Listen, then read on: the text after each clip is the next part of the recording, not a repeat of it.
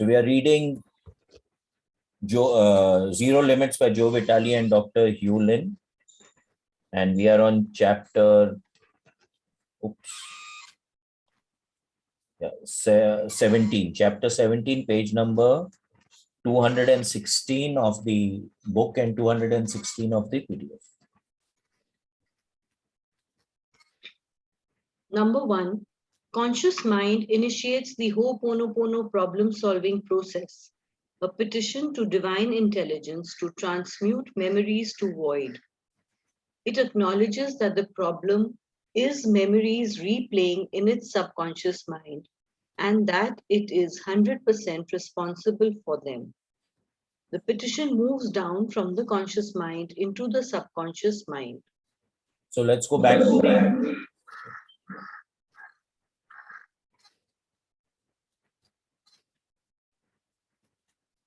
So what is he saying here? From the conscious mind, a petition goes down into the subconscious mind. And then from the subconscious mind, it goes into the superconscious mind and then into the divine intelligence. Now, what is the conscious mind is realizing that anything that is a pattern is something that the memory is replaying in the system, and it wants to petition the divine intelligence to remove the memory so that the pattern stops repeating in the life, in our life. And of course, it is also ascertaining that I am 100% responsible for whatever is happening. So we are responsible for the memory, and we are also responsible for the memory replaying in our conscious awareness.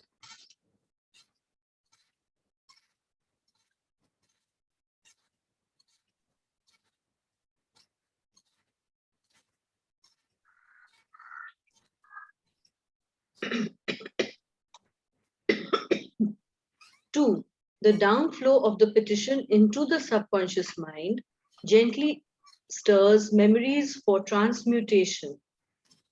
The petition then moves up to the superconscious mind from the subconscious mind. So this was very... Now you don't need to go back.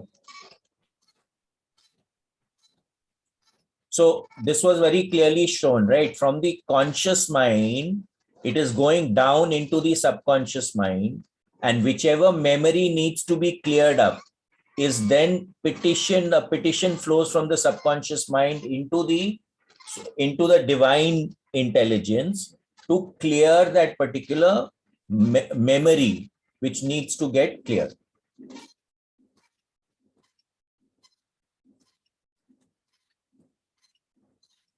Number 3, the superconscious mind reviews the petition, makes changes as appropriate. Because it is always in tune with divine intelligence, it has the capacity to review and make changes. The petition is then sent up to divine intelligence for final review and consideration. Yeah, so I said it goes into the divine intelligence immediately. But before that, the superconscious mind or the higher states of consciousness have a way of adjusting, tuning. So it's like that, when you're going into F10, the perspective with which you will look at something will be very different if you look at that same thing from focus 12, right? It will be very different if you look at it from focus 15. It will be very different if you look at it from focus 21, and so on and so forth. So the more higher or subtle your consciousness becomes, which is akin to the superconscious mind, you will find your way of looking at something will also shift.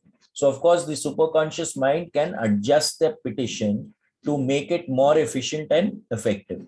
It is very much like when we use the one breath technique, the clarity of the question is very important. So something has to adjust the question so that it becomes clear. The petition becomes more effective.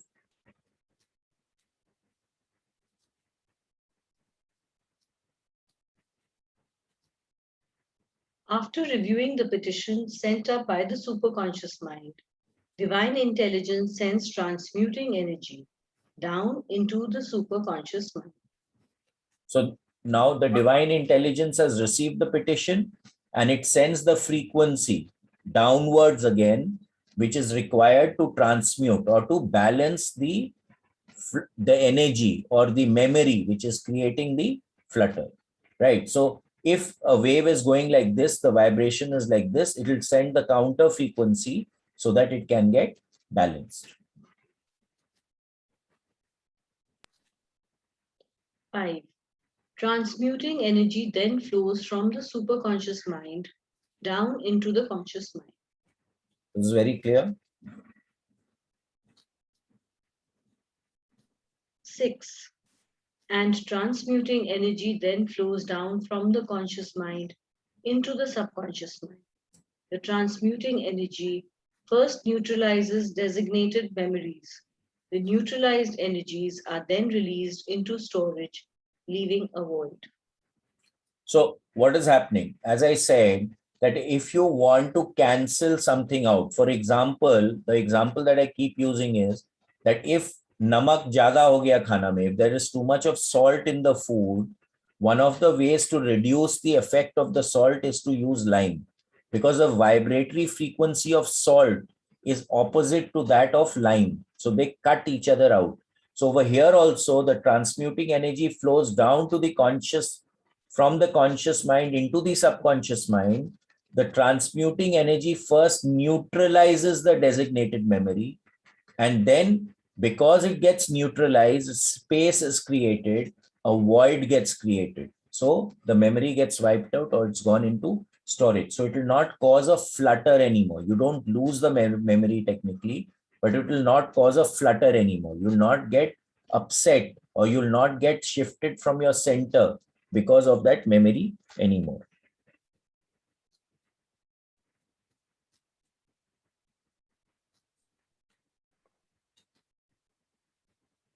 12th June 2005.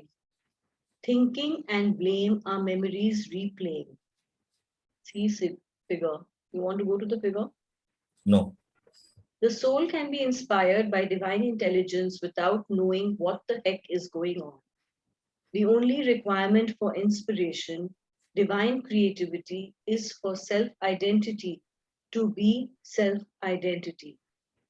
To be self-identity requires incessant cleaning of memories.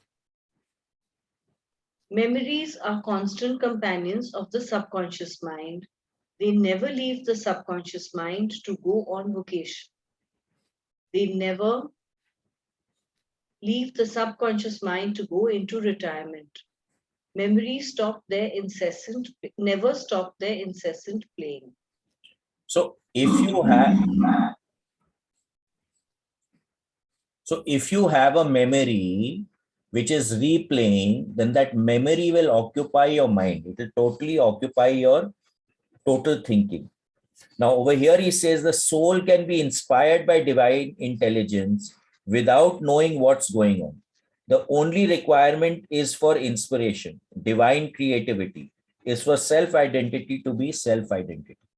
So the idea here is to shift from operating from memory to operating from inspiration. Now, if you are going into operating from inspiration, then you're going closer to your I self identity, right? You're going closer to your real and your true self.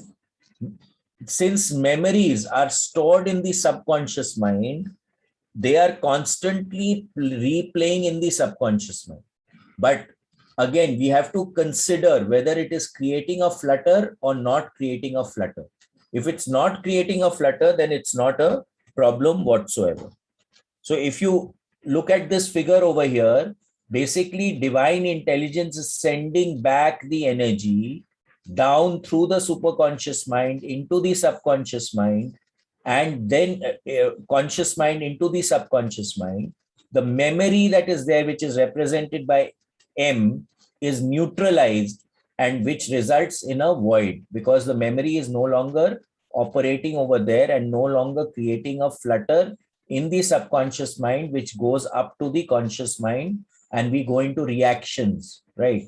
Because if you're thinking and if you are remembering a memory, you are always operating from memory. So if you're blaming, if you're justifying, you're constantly operating from memory. So if you really see again, if you really look at a broader picture, whenever we get stuck on the left side of the grid, it is some kind of memory which is replaying, which is causing us to get stuck on the left side of the grid. If we are operating from inspiration, then we will always be on the right side of the grid.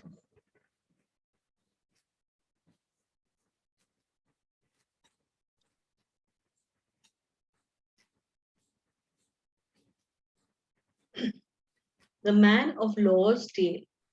O sudden grief that ever art there near neighbor, to worldly bliss, sprinkled with bitterness, the ends of joy in all our earthly labor.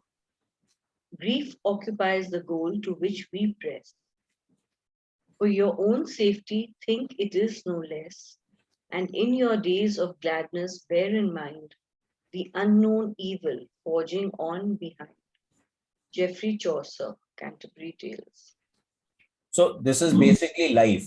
Things will come and go, right? So grief will come, grief will go, joy will come, joy will go. The idea here is again being in equanimity through the ups and downs of life. The more equanimous we can become, the better off we are in all aspects.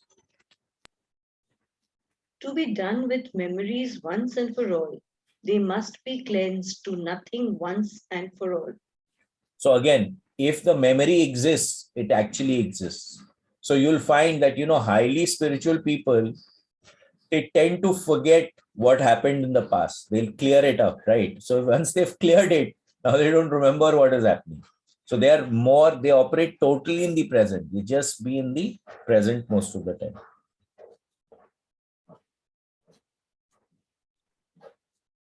It was in Iowa in 1971 that I fell head over heels in love for the second time. Dear M, our daughter was born. As I watched my wife care for M, I fell deeper and deeper in love with both of them. I had two wonderful people to love now. After completing graduate school in Utah that summer, my wife and I had a choice to make: to go home to Hawaii or to continue graduate training in Iowa. As we began life in the Hockey state, two hurdles immediately confronted us. First, M had never stopped crying after we brought her home from the hospital. Second, the worst winter of the century in Iowa set in. Each morning for weeks on end, I kicked the bottom inside of the front door of our apartment and hammered its edges with my hands to break the entombing ice on the other side.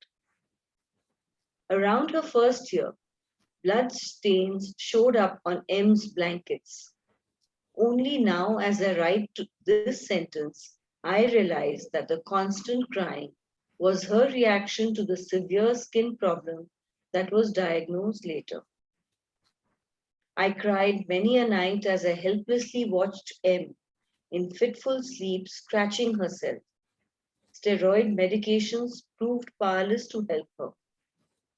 By age 3, blood seeped continuously from cracks in the crooks of M's elbows and knees. Blood wept from cracks around the joints of her fingers and toes. Thick mantles of hard skin and around her neck. One day, 9 years later, after we had returned to Hawaii, I was driving home with them and her sister. Suddenly, without conscious forethought, I found myself turning the car around and heading in the direction of my office in Waikiki. Oh, you folks have no idea, M said quickly as the three of us trooped into her office. As she shuffled papers on her desk, she looked up at M. Did you want to ask me something? She said softly. M stretched out both arms, revealing years of pain and grief, etched in them up and down like Phoenician scrolls. Okay, came Morna's reply, and she closed her eyes. What was Morna doing? The creator of self-identity Ho'oponopono was doing self-identity Ho'oponopono. A year later, 13 years of bleeding, scarring, pain, grief, and medications had come to an end. So, basically, Self-identity Ho'oponopono stood. so basically, Morna healed her, or rather, she healed herself because it came into her awareness. And in that process, this child M was also healed. 30th June 2005. The purpose of life is to be self-identity as divinity created, self-identity in its exact likeness, void and infinite. All life experiences are expressions of memories replaying and inspirations. Depression, thinking, blame, poverty, hate, resentment, and grief are four bemoaned moans, as Shakespeare noted in one of his sonnets. The conscious mind has a choice. It can initiate incessant cleansing, or it can allow memories to replay problems incessantly. So, this is important. This is important, right? The conscious mind has a choice. It can initiate incessant cleaning, or it can allow memories to replay problems continuously, right? So, what does this mean? That we have a choice. Do we allow the memory to play, or do we keep cleaning the memory? So, we are actually responsible. We are in control. So, again, it boils down to becoming aware as to what are we thinking. So we have to take responsibility for our thoughts. Now, if our thoughts are going in repetition, it's going repeated, gar, gar, gar, gar, like a broken down record player, then who is responsible? We need to start becoming aware that I'm becoming a broken down record player and dealing with it. What I have found very, very effective in doing that is that anything that is going round and round in your mind, write it down in a piece of paper and set an intent within yourself that if I've written it down on the paper, now I don't need to think about it anymore. I need to do something about it. So the shift that we need to bring into our lives is from thinking to doing. Right. Now, whenever we are thinking something round and round, it is always over here. He says depression, thinking, blame, poverty, hate, resentment, and grief.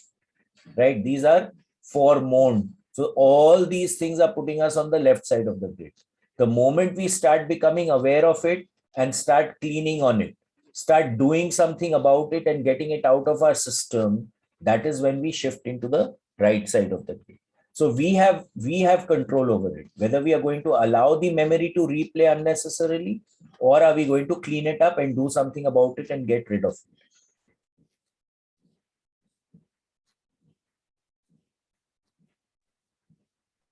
12th December 2005. Consciousness working alone is ignorant of divine intelligence's most precious gift, self-identity. As such, it is ignorant of what a problem is. This ignorance results in ineffectual solving of the problem. Poor soul is left to incessant, needless grief for its entire existence. How sad. The conscious mind needs to be awakened to the gift of self-identity, wealth beyond all understanding. Self-identity is indestructible and eternal, as is its creator, divine intelligence. The consequence of ignorance is the false reality of senseless and relentless poverty, disease and war, and death, generation after generation. So 1 second. Yeah. So now what is he saying? That the consciousness working alone is ignorant of divine intelligence. That means that if we are not allowing ourselves to shift into higher states of consciousness, we are not allowing that inspiration to come in, then we are operating out of ignorance.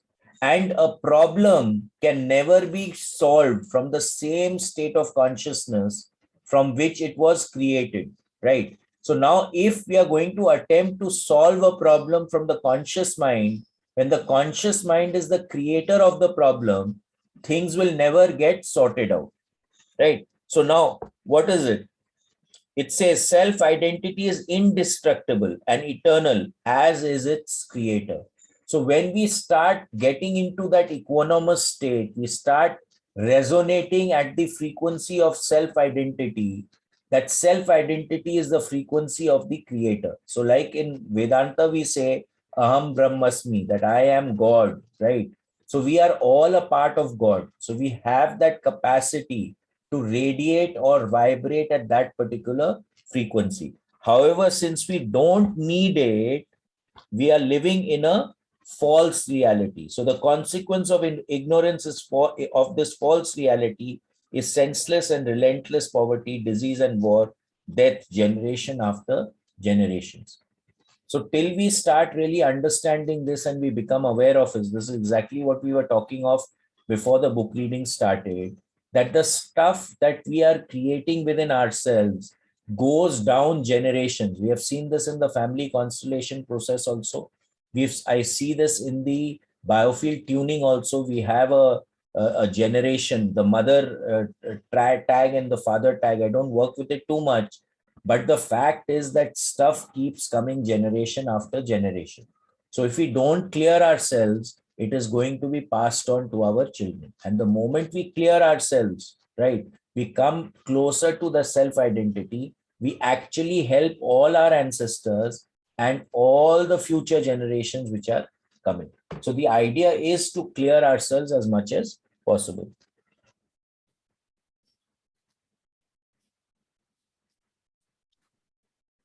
24th December 2005.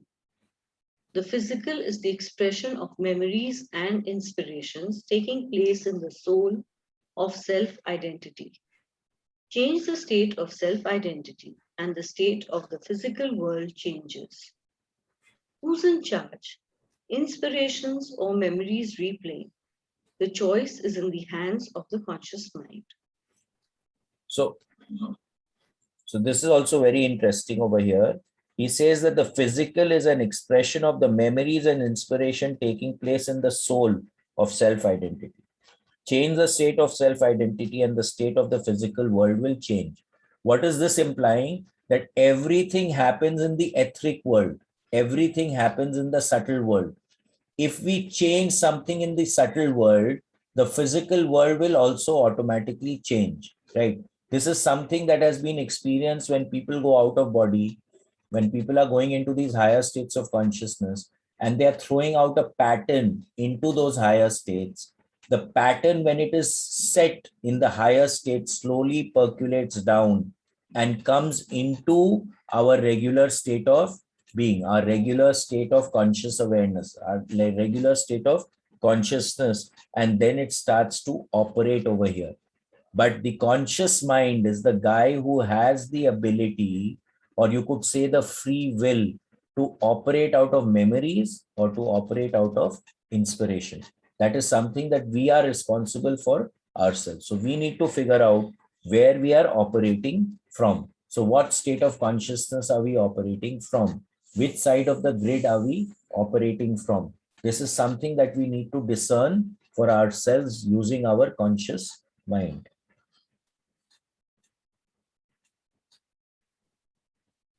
7th February 2006, a leap into 2006. Here are 4 self-identity Ho'oponopono problem-solving processes that can be applied to re-establish self-identity through voiding memories, replaying problems in the subconscious mind. Number 1, I love you. When soul experience memories replaying problems, say to them mentally or silently, I love you, dear memories. I am grateful for the opportunity to free all of you and me. I love you can be repeated quietly again and again. Memories never go on vacation or retire unless you retire them. I love you can be used even if you are not conscious of problems. For example, It can be applied before engaging in any activity such as making or answering a telephone call, or before getting into your car to go somewhere. Love your enemies. Do good to those who hate you. Jesus, as reported in Luke 6. So, so what is this implying over here? That anything that creates a flutter in your system, and this is exactly what we were talking of before the session, that so the question was that when I say I love you, I feel that I am loving the problem, and then the problem will continue. The shift in the way of looking at that issue is that if there is a flutter in your system, the only way to transcend it is to integrate it, to make it integrated into you so that it doesn't create a flutter in you anymore. And the best way to do it is to accept it, to say that, okay, I love you, I care for you, and please harmonize yourself with me, or I would like myself to be harmonized with you, right? Once we do that, then automatically the flutter will stop because we have accepted it and integrated it. So he says, love your enemies, do good to those who hate you. Now, if you start doing good to those that are having an issue with you, at some point in time, they're going to reverse and become good to you, right? So the point is very clear. Anything that creates a flutter in your system, we need to keep clearing it and integrating it into our system using the phrase, I love you. If you care for something and love something, it is not possible that it is going to create a damage to you. But when you hate something and there's a flutter, you're resisting something, that is when the damage gets created. But if you start loving something, then there is no damage created. It is very much like that movie in Lawrence of Arabia, where the guy, the hero, he's putting his finger on the flame, and he's not feeling any pain. So the guy says, how are you doing it? He says, I really don't mind it anymore. So his finger also doesn't get burned. So it's like that. If we start loving our problems, then it doesn't remain a problem anymore. We transcend it.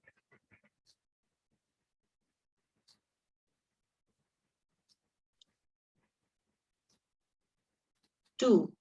Thank you. This process can be used with or in place of I love you. As with I love you, it can be repeated mentally again and again. So when we say thank you, we are shifting into gratitude, right?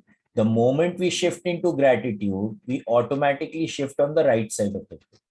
So when we are shifting onto the right side of the grid, the problem doesn't remain a problem anymore because it gets reintegrated. So I can use I love you.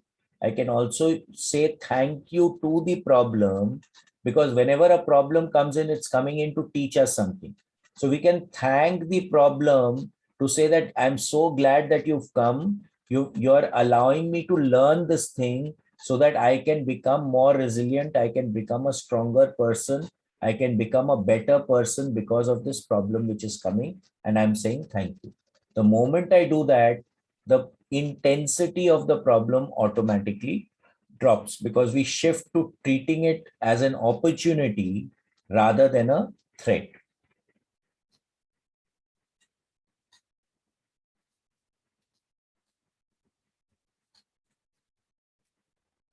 3. Blue solar water. Drinking lots of water is a wonderful problem solving practice, particularly if it is blue solar water. Get a blue glass container with a non metallic cover. Pour tap water into the container. Place the blue glass container either in the sun or under an incandescent lamp, not a fluorescent lamp, for at least an hour. After the water is solarized, it can be used in several ways. Drink it, cook with it, rinse with it after a bath or shower. Fruits and vegetables love being washed in blue solar water. As with I love you and thank you processes, blue solar water voids memories replaying problems in the subconscious mind. So drink away. So this is one of the tools that he is specifying. Drink water which is kept in a blue bottle in the sun. Now, the sun is the basic source from which we get all our energy. The blue color clarifies it, it clears it. It is also vibrating at a high frequency. So, when you have violet light, right, it actually acts as a neutralizer. It acts as a, like when you say na, sanitization ke liye bhi, you're using ultraviolet light. Why? Because it's vibrating at a high frequency, and whatever is not wanted, it can transmute it. It can get rid of it. So I was in one program, and this guy gave me this bottle. So he says that these bottles are specially made. This is like a violet bottle, and if you use it and put the water in the sun and use it, it works. So it's the same thing that is being said over here. It can actually clear your field. And the more you use the water, you can use the water in your cooking, drinking, showering. You can have a bath with it also, because it's highly energized water. Any water put in the sun will automatically get energized.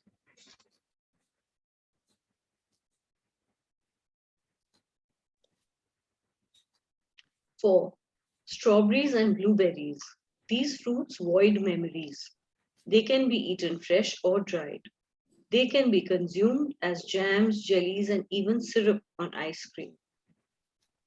So again, he is saying that blueberries and fruits basically are also cleansers. So they detoxify. So if you see strawberries and blueberries, they are alkalizing. So when I don't know, at some point we may read the ultimate pH solution. One of the things which is very important for us to be healthy is to maintain an alkalized diet, because whenever metabolism is taking place in our system, acid is created. So the more alkaline food that we eat, the better it is for us. And of course, these are high vibratory fruits. So if you eat them, it will automatically help you. 27 December 2005. A leap back into 2005. I got the idea a few months back of a talking glossary of the essential characters in self-identity Ho'oponopono. You can get acquainted with each of them at your leisure. Self-identity.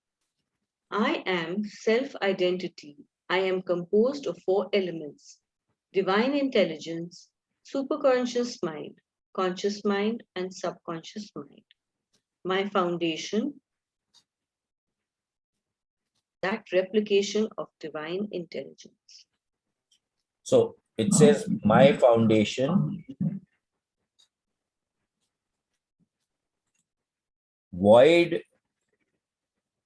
and infinite, is an exact replication of divine intelligence. So when we start aligning ourselves, that means that my divine intelligence, the superconscious mind, the conscious mind, and the subconscious mind, when they come into alignment and into equanimity, I am automatically connected with my divine intelligence. There's a clear pathway which develops. So the more equanimous I can be, the more my access systems aligns itself, the more I am in harmony with what is, and the more I operate in the present, the more I get aligned with divine intelligence.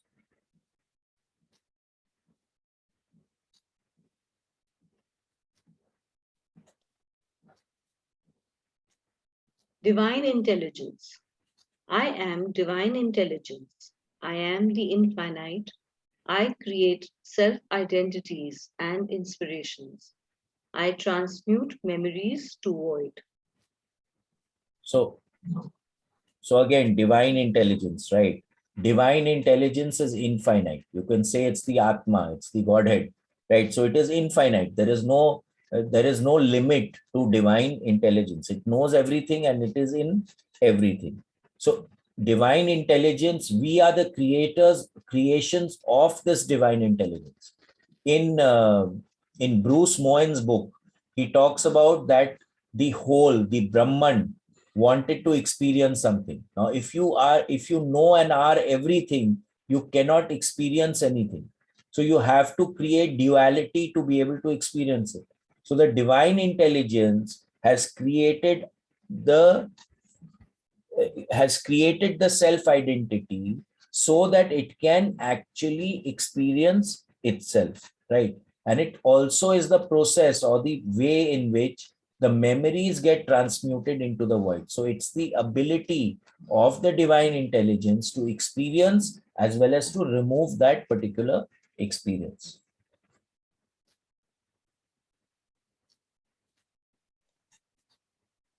Superconscious mind. I am superconscious mind. I oversee the conscious and subconscious minds. I review and make appropriate changes in the Ho'oponopono petition to divine intelligence initiated by the conscious mind. I am unaffected by memories replaying in the subconscious mind. I am always one with the divine creator. So again, when we are moving into higher states of consciousness, we are connecting with the superconscious mind. Okay. So you could say it when we look at the brainwave patterns that we are going into the gamma states of consciousness.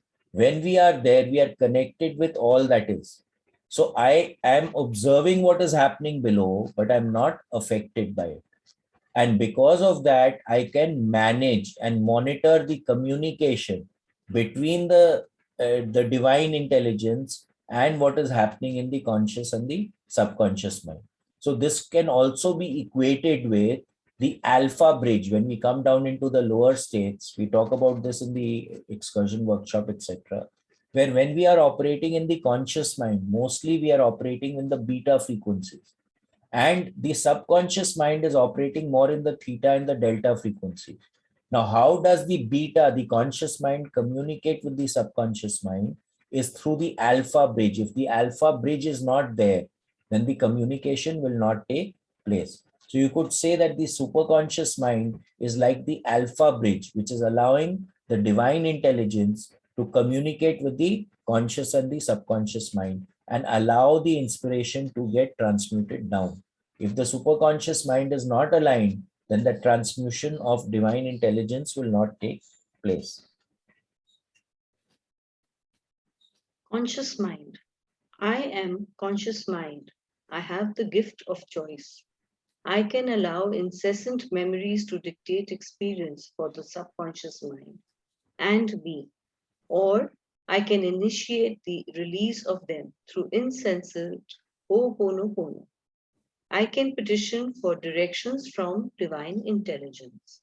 So, so this is basically the state of free will. We all have free will to do this or to do that. Now, depending on what we feel is correct at that point in time, will bring whatever needs to come into our reality. So, becoming consciously aware of our choices becomes extremely important. So, I can opt to operate from memory, or I can opt to operate from inspiration, or connect myself with the divine will. So the conscious mind has control over this. So this is why we keep saying, watch your thoughts, be aware of your thoughts, because your thoughts lead to desires, your desires lead to actions, and your actions lead to whatever is manifesting in your life.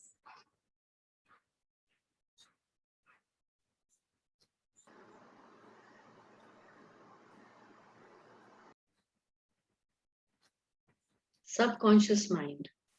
I am subconscious mind. I am the storehouse for all of the accumulated memories from the beginning of creation. I am the place where experiences are experienced as memories, replaying or as inspirations.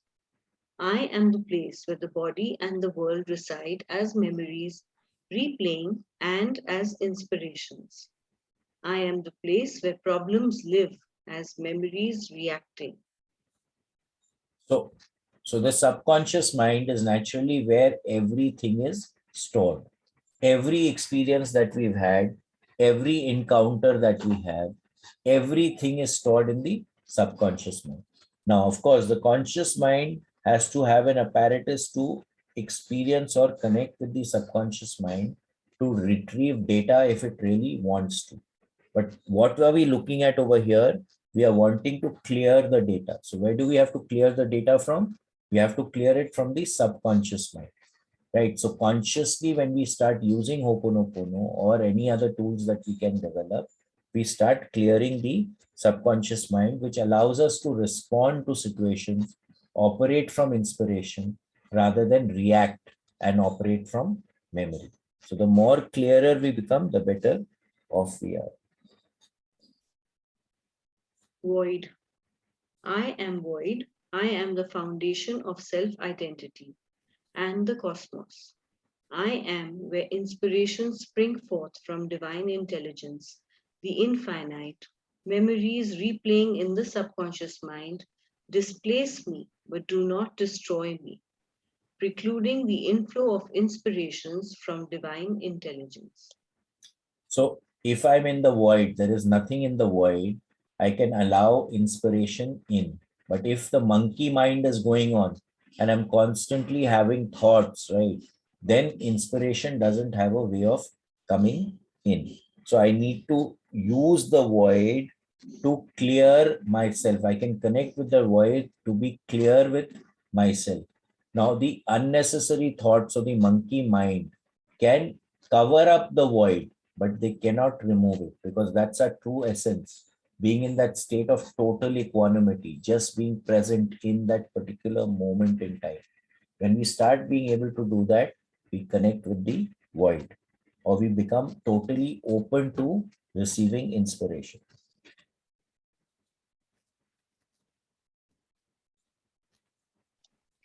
Infinite. I am infinite. Divine intelligence. Inspirations flow like fragile roses from me into the void of self identity, easily displaced by the thorns of memories.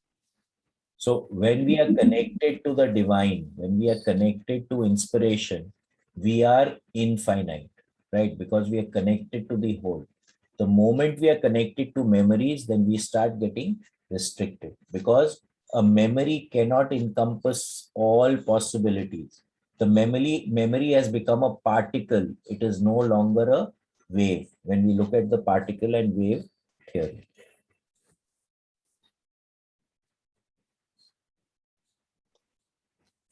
Inspiration. I am inspiration.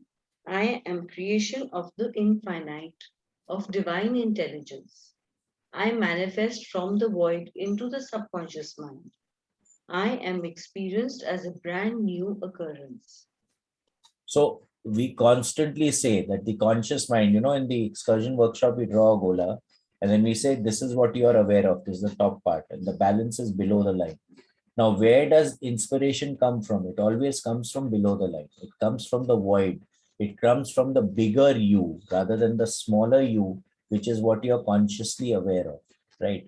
And that is where when you start operating from that, again, you connect much more to divinity. So the more you act out of inspiration rather than memory, the better off you actually are.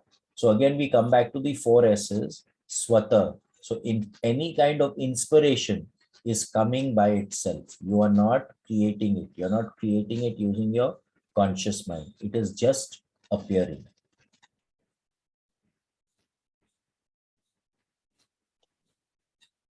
Memory. I am memory. I am a record in the subconscious mind of a past experience. When triggered, I replay past experiences. So any kind of experience you've had, all the possible connections with it is stored in the subconscious mind.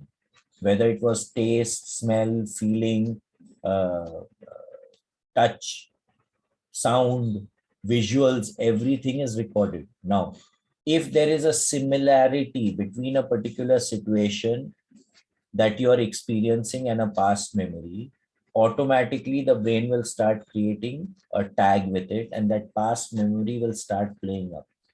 Now, however you reacted in that past memory, you will tend to react in the same way in the present time also. Having said that, what may have happened is that all the parameters of what happened in the previous experience when that memory was generated may not be applicable to this particular situation that you are in, but you will go into a reaction depending or based on what that past memory was. And that is where the problem lies.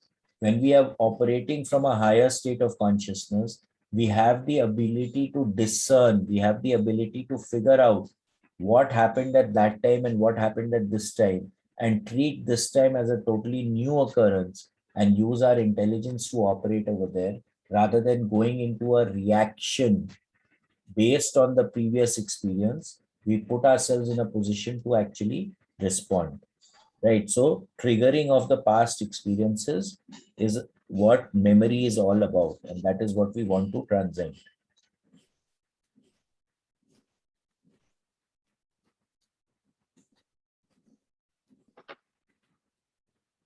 Problem. I am problem.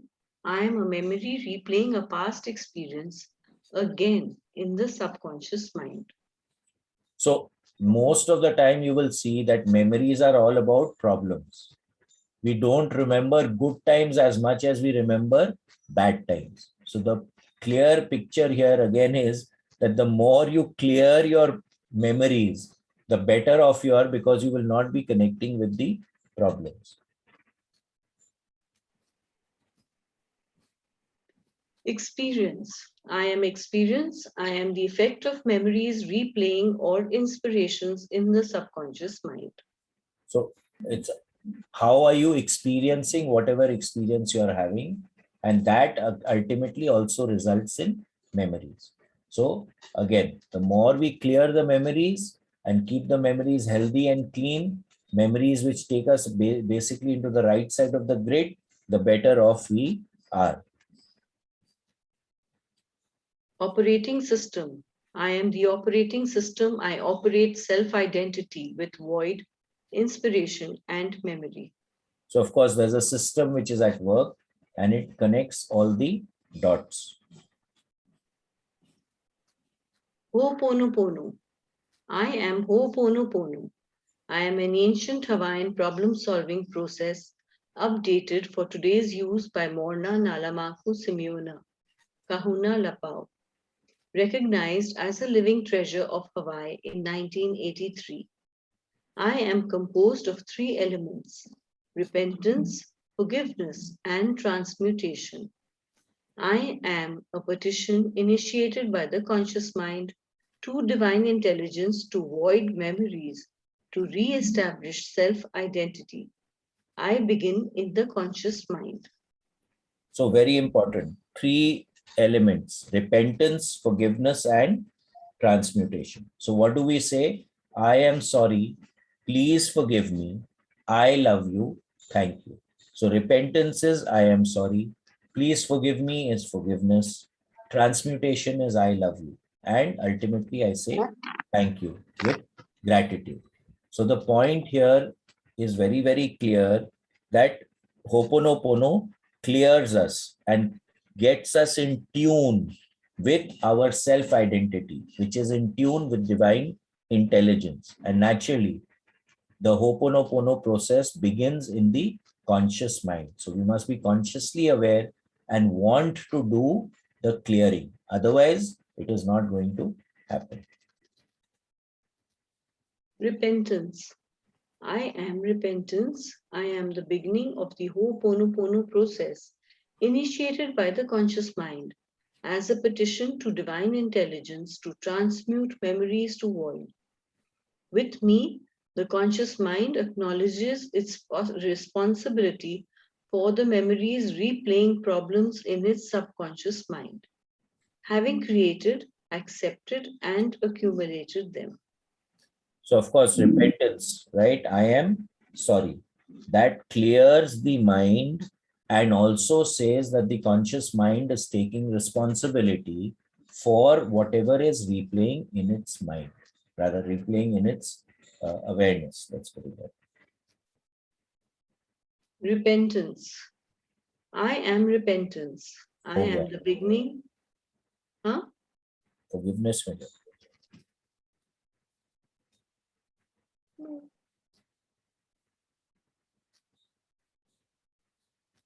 Forgiveness. I am forgiveness. Along with repentance, I am a petition from the conscious mind to divine creator to transform memories in the subconscious mind to void. Not only is the conscious mind sorrowful, it is also asking divine intelligence for forgiveness. So again, the conscious mind is saying, please forgive me for creating this memory, and I would like it to be transmuted. I would like to transcend it. And it's a petition from the divine, from the conscious mind to divinity to help clear it. Transmutation. I am transmutation. Divine intelligence uses me to neutralize and to release memories to void in the subconscious mind. I am available for use only by divine intelligence. So the divine intelligence uses the power of love or the energy of love to transmute anything that is not working for us or taking us away from the equanimity of the self identity, where we actually connect and we are one with the universal consciousness. Wealth. I am wealth. I am self identity. So we equate wealth with material wealth, but the real wealth is when we are in tune with all that is. We are in tune with the universal consciousness. That person is more wealthy, right? Simply put, they will get or they will have what they need when they need it. But you may have material wealth, but you may not be able to use it or get it when you really need it. Someone who is in total tune with self identity or the universal consciousness will have everything that they need at the moment that they need it. So that becomes true wealth. Okay, the normal wealth that we equate with wealth is not the true wealth because it will come and go. The value might go and come, but the inner wealth can never leave you. That's why knowledge is a bigger wealth than physical material wealth. Poverty. I am poverty. I am memories replacing. I displace self identity, precluding the infusion of inspirations from divine intelligence into the subconscious mind. So, what is poverty? The more we shift out of our self identity, the more we shift out of being in sync with divinity, the poorer I am, right? The more I'm out of sync, the less I actually have because all of us are looking for happiness and we can never find happiness in material things. The happiness is always in connecting with the divine, getting in tune with the divine. So if I'm operating out of memory, I am poor. Before bringing this visit with you to an end, I would like to mention that reading this appendix satisfies the prerequisite of attending a Friday lecture if you are considering taking a self-identity Ho'oponopono weekend class. I wish you peace beyond all understanding. Oka Maluhia no Mio, peace be with you. Ihalikala Hewlin, PhD, Chairman Emeritus, the foundation of I Inc. Freedom of the Cosmos. So of course, I don't think those sessions must be still running. So I doubt if we can attempt them. But here we come to the end of Zero Limits. If anyone has any questions, anything to say, please, Shimla, you can stop sharing. Yeah. Any comments, anyone, anything to say before we wrap up for today?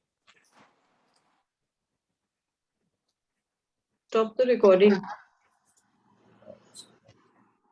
Or just last comments. Anyone, any comments, anything to say or share? It's a beautiful book. We learned a lot. Yeah. It's a beautiful book and we really learned a lot. Simple tools, but very effective. Yes. Yes, Indra Bhabi? Niket, I have a question. It may be related to the book or not related. See, there's a divine will and there is a free will, right? In most situations, what operates? Is it the free will which operates or is it the divine will which takes over? It depends on where you're operating from. Okay. So if from personal experience, I can tell you that many times, most of the time, most people are operating from free will. They're Okay. not connected to divine will. Because when you start operating with divine will, then your will doesn't exist anymore. Mm-hmm. You will do what you are inspired to do. Whether it is in your conscious setup or in your conscious mind, it is good for you or bad for you, you will ignore it and you will go with the inspiration. It happens automatic. Yeah, but then you have to allow that inspiration to operate. The logical side of the brain has to shut down, Okay. or you have to go into a whole brain state. And see, this is Mm-hmm. what the excursion workshop does beautifully for you, right? Mm. Because once you start operating in F10 or F12, you will find that the thoughts that you are having are automatically reduced. So if your thoughts are reduced, where are thoughts coming from? Very clearly, it said in the last bit over here, it's coming from a memory only, Memory. right? So if your regular thoughts are reduced, then you open yourself up to receiving inspiration. So you'll get an intuition that, okay, this is what I need to do right now. And then you will simply do it. There is a simplicity and a gentleness which starts to come into your life when you start operating from inspiration. Divine will. Okay. Because the hurry, the flutters, that अपने ना ये करो, ऐसे करो, वैसे करो, ये करो, वो सब खत्म हो जाता है. Because you start flowing, you jack into the flow, right? When you are operating from inspiration, you have a clear feeling that yes, things will manifest in the way that they need to manifest automatically. Rather than you having to bring effortfulness into it, you actually shift into effortlessness when you Right. operate out of inspiration. I think when I look back to your question, the shift, whether you're operating from free will or you're operating from inspiration, would be whether it is effortful or effortless. So that's also a choice, na bhaiya. What? You're making a choice to go towards this thing, no? Yeah, of course, you're making a choice. The conscious mind has to make a choice. So Yeah. the conscious mind decides that, okay, I am not going to operate out of, my free will, my small free will. I'm going to operate out of the bigger free will. So I'm operating from the big guy rather than the small guy. That's all. So you need to allow that thing to happen. You need to flow with it rather than fight it. You need to start flowing with it. And the more we flow with it, the gentler we become, the better off we are. The problem comes when we go into resistance, and then resistance breeds resistance. The more you resist, the more resistance will come into your life. And that is where the problem comes. When you start saying, I can't, I won't, this is not possible, I will not do this. Arey bhai, try to karo, attempt to karo. Attempt to do it, na. And as you do it, you'll become better at it. It'll become easier and easier for you. So many opportunities we miss. The universe is constantly giving us opportunities, but we miss the opportunities because I'm saying I can't most of the time.